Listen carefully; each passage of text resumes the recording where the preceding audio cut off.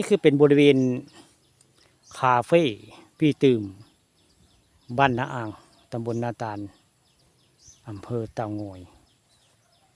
หมองนี้คืออ่างกินน้ำห้วยหินตาดได้หมองนี้ที่ทัดขักพี่น้องเรียบทางใดก็ได้เห็นภูผาป่าไม้งามโอ้อาแต่ได้พวกของแถวบ้านนาอ่างวันนี้มาภาพบรรยากาศตอนเช้าบรรยากาศอึมครึมพี่น้องมีทำท่าคือฝนสิตกได้มาอันคาเฟ่พี่ตื่มบ้านนาอ่างวันนี้บรรยากาศอึมครึมได้ใครมาเที่ยวมาชมมาในอำเภอตะงอยกะมาเที่ยวมาชมได้คาเฟ่พี่ตื่มบ้านนาอ่างพี่น้องอาหารแซ่บเพลงคักก็ต้องมาบริเวณอ่างเก็บน้ำพี่ตื่มบ้านนาอ่างตำบลนาตาลอำเภอเต่างอยเนี่ยสถานด้านที่นี่มองเดียวพี่น้องนี่จะมีต้นไม้ร่มรื่นกับสถานที่นักกินข้าวคักนี่เลือกนั่งพี่น้องเลือกนั่งได้ให้มักร่วมกันเป็นกะได้นี่มักไปพมไม้นี่ก็คือนี่มีต้นไม้แดงทึงนี่กลางคืนมากก็มีโคมไฟแจ้งคักว่าง่ายนี่ไปบ่เคยมากอะมาเที่ยวมาชมได้พี่น้องอันเจ้าของร้านเพิ่นบริการดีมากได้พี่ตื่มบ้านอ่างนี่ใครอยากมากะมาได้พี่น้องอันทักทายกับเจ้าของร้านเพิ่นจะได้ก่อนสิมาลงคลิปถ่ายคลิปให้เพื่อนๆผู้ติดตามได้เบิ่งได้ชมมื้อนี้ปานคำผสมมาแต่เช้าได้มาเอาภาพบรรยากาศในคาเฟ่พี่ตื่มบ้านนาอ่างนี่มงนั่งกินข้าวเพิ่งกะคักพี่น้องนี่มานั่งกินข้าวแล้วก็นั่งเบิ่งอันปลาบ้อนพร้อมเพื่อนนี่เบิ่งปลาบ้อนนี่ก็มีเก้าอี้อยู่4 อันพี่น้องนี่มานั่งกินเนื้อย่างแล้วก็มีอันซุ่มให้ร่มให้เงานี่สรุปแล้วโรแมนติกพี่น้องโรแมนติกเด้อนี่มีมงนั่งเรียบร้อยได้ใครอยากมากินข้าวแซ่บกะสถานที่คักกะมาได้พี่น้องนี่คือสถานที่อ่างเก็บน้ำห้วยหินตาดบ้านนาอ่างตำบลนาตาลผู้ค้าผ่านข้ามผสมกะ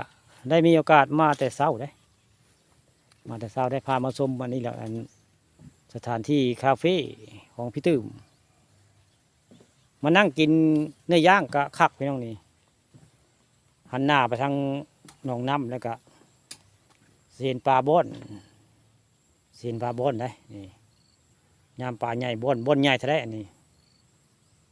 มันจะมีปลาใหญ่ได้ในหนองนี่พี่น้องนี่บ้อนขับเบิดหนองอันนี้ปลาใหญ่ในอ่างเก็บน้ำบ้านอ่างเพราะมันสร้างมาหลายปีหลายอ่างอันนี้ว่ายง่ายอ่างอันนี้ไม่ต่ำกว่า40 กว่าปีพุ่นละอ่างอันนี้อ่างเก็บน้ำนะบ้านอ่างอันนี้ปลานี่มันย่ำบ่อนี่ขับเบิดเขื่อนนี่พี่น้องเป็นตะย่านได้จักปลาอย่างบ่อนใหญ่แต่ได้นานๆทีปีครั้งแต่จะเห็นปลาอันนี้บ่อนได้แต่ว่าบ่อนใหญ่เห็นห่างๆพี่น้องมันตีขึ้นน้ำโดนขึ้นจากพื้นนี่โอ้2-3 เมตรพอได้เวลามันบ่อนปลาใหญ่ได้นั่นนี่แต่บ่จักเอาปลาอย่างไรพวกข้ามาพ่อหลายเทื่อได้น้ำหลายมาสิบ่อนได้ในป่าในอ่างอันนี้ปลาใหญ่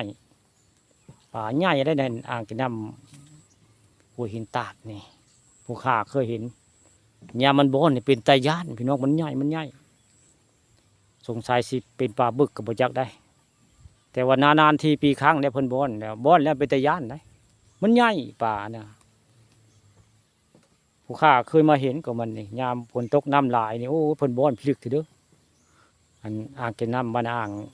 กินตาดนี่มีปลาบักใหญ่ได้บ่อนมื้อนี้มาอ่างแล้วก็มาเว้าเรื่องปลาบ่อนพี่น้องนี่คลิปก็อยากยาวได้มื้อนี้คลิปปลาคำผสมมื้อนี้อยากยาวได้พามาชมอ่างเก็บน้ำห้วยหินตาดมื้อนี้ผู้ข้าปลาคำผสม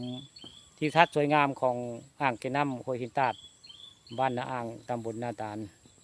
อำเภอเต่างอยล่ะนี่ไผสิมาถ่ายโซฟี่ย่างในสะพานนี่กระคักพี่น้องนี่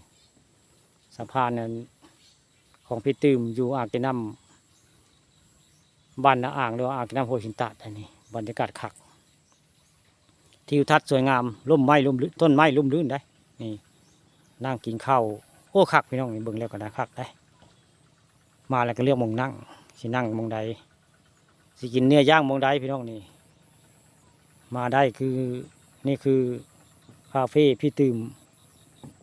บ้านอ่างตำบลนาตาลอำเภอตะงอยได้บรรยากาศคักที่ทัศน์สวยงามผู้ข้าปานคำผสมมื้อนี้พามาชมอ่างเก็บน้ำห้วยชินตาดหรือว่าคาเฟ่พี่ตื่มพี่น้องนี่มีกระโจมลำแดมแบบนี้ได้นี่ให้อันแขกท่านทุกท่านมาเบิ่งมาชมมากินข้าวในยามแรงยามบ่ายยามเช้าพี่น้องนี่มีโฮมไม้ให้เช้าได้บรรยากาศแชร์โรแมนติก